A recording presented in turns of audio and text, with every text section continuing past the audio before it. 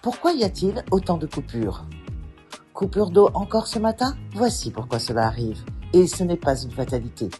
La Guadeloupe souffre d'une crise de l'eau structurelle. Pour comprendre pourquoi, il faut regarder en arrière. Un réseau vieux de 50 à 60 ans. Une grande partie des canalisations date des années 1960-1980. Avec le temps, elles se sont fragilisées par la corrosion, les mouvements de terrain et les variations de pression. Résultat, les tuyaux cassent. Des décennies de sous-investissement.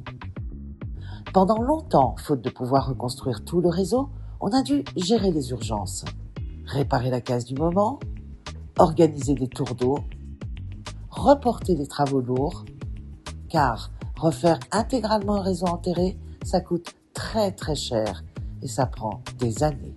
Les coupures aggravent les fuites. Mais c'est un cercle vicieux. Quand on coupe l'eau puis remet l'eau, les variations de pression créent de nouvelles fissures qui deviennent de nouvelles fuites. Les tours d'eau, censés économiser la ressource, finissent parfois par abîmer davantage le réseau. Il faut donc agir à la fois sur la réparation des fuites et sur le changement des canalisations. Un problème de comptage. Une partie de l'eau perdue n'est pas seulement dans les fuites, c'est aussi de l'eau mal suivie, branchement non déclaré, base client incomplète, volume non facturé.